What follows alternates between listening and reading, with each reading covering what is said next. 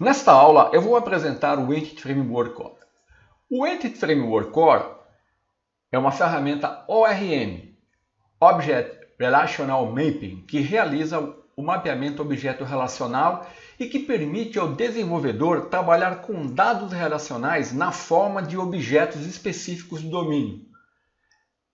Essa ferramenta ela elimina a necessidade da maior parte do código de acesso a dados que os desenvolvedores normalmente precisam escrever.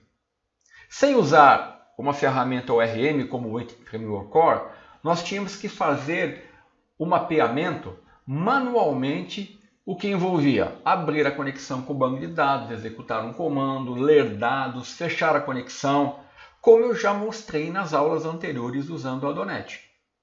Então, usando o Entity Framework Core, nós não temos mais esse trabalho. Tá? A ferramenta ORM ela vai ser responsável por gerar o mapeamento e gerenciar os objetos desse mapeamento. Então, nós trabalhamos num nível de abstração mais alto usando o Entity Framework Core. E o Entity Framework Core ele é uma evolução do Entity Framework 6, que é uma ferramenta consagrada da Microsoft, que já foi lançada há alguns anos, que já está estável, né, e consolidada no mercado. O Entity Framework Core ele é uma versão totalmente nova que foi baseada no Entity Framework 6. Ele foi reescrito a partir do zero, ele é multiplataforma, você pode desenvolver no ambiente Windows, Mac e Linux. Ele é modular e suporta diversos provedores, tanto para acessar o SQL Server, MySQL, PostgreSQL, Oracle, os principais bancos de dados.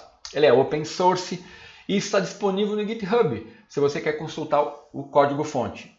Você pode usar em aplicações Windows Forms, WPF, Console, ASP.NET, ASP.NET Core e, em breve, em outras ferramentas da Microsoft.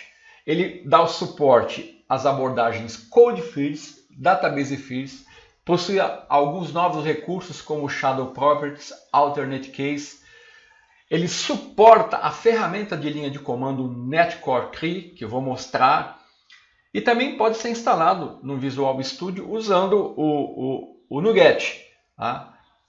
Pelo comando install package, no caso da instalar o provedor do SQL Server, Microsoft Entity Framework Core SQL Server. E como o Entity Framework funciona? Bem, o Entity Framework ele fornece uma classe principal chamada DBContext, a qual ela é o canal de comunicação com o banco de dados, ela representa a seção com o banco de dados. Essa classe de contexto ela vai administrar as entidades durante o tempo de execução. E isso vai incluir preencher objetos com dados de um banco de dados, controlar as alterações feitas nos objetos e persistir os dados no banco de dados. O DBContext ele possui um ou mais DBSets, que representam as tabelas do nosso banco de dados. Então, para cada tabela de um banco de dados, geralmente eu tenho um DBSet representando essa tabela. Para fazer a comunicação e consultar esses DBSets, o Entity Framework ele usa o LINQ, que é o Language Integrated Query. O LINQ, apenas para constar, é um conjunto de recursos que foi introduzido na versão 3.5 da plataforma .NET e permite realizar consulta diretamente em banco de dados, em documentos XML, em coleção de objetos e usa uma sintaxe parecida com SQL. No caso do Entity Framework, ele vai consultar esses DBSets, né, e usando o LINQ. E o Entity Framework vai traduzir o código LINQ para consulta SQL, isso por baixo dos panos, né? Isso vai ser abstraído do desenvolvedor. Ele vai fazer isso em tempo de execução. Então, ele vai abrir a conexão com o banco de dados, ler os dados, mapear os objetos e adicioná-los ao DBSets no DBContext. Tudo isso de forma transparente para o desenvolvedor. Quando nós usamos o Entity Framework, nós também podemos alterar, incluir e excluir. E conforme nós adicionamos, removemos ou modificamos objetos nesses dbsets, o Entity Framework vai monitorar essas mudanças, vai persistir as mudanças e vai gerar automaticamente o comando SQL executando no banco de dados.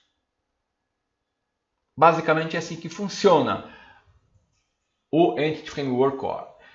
E nós podemos trabalhar com o Entity Framework usando duas abordagens principais, né? O Database Fits e o Code Fits. Na abordagem Database Fits, nós partimos de um banco de dados existentes e de suas tabelas, né? E usamos o Entity Framework Core para gerar as classes de domínio. Então nós partimos do banco de dados, usamos o Entity Framework e geramos as classes de domínio. Essa é a abordagem Database First. A outra abordagem é a Code First. Nessa abordagem, o processo é inverso. Nós criamos as classes de domínios, né, e usamos o Entity Framework para gerar o banco de dados e as tabelas. Essas são as duas abordagens principais. Então ficaria a pergunta, qual abordagem é melhor? Bom, uma resposta exata dessa pergunta vai depender muito do cenário, mas de forma geral, o Code First tem vantagens. A abordagem Code First tem as seguintes vantagens. Ela te dá um aumento de produtividade, ou seja, você não tem que criar tabelas, usar uma ferramenta para criar tabela, definir campos, definir relacionamentos. Você faz isso definindo classes no seu código. Tá? Outra coisa, a abordagem Code First te dá um controle sobre o versionamento do banco de dados através do Migrations, que nós vamos mostrar. E finalmente, é muito fácil testar e integrar quando você usa Code First.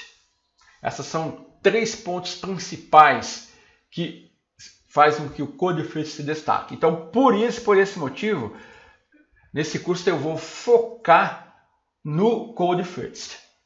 Embora eu vá mostrar um exemplo de como usar a abordagem Database First. Era isso que eu queria mostrar nessa aula. Até a próxima.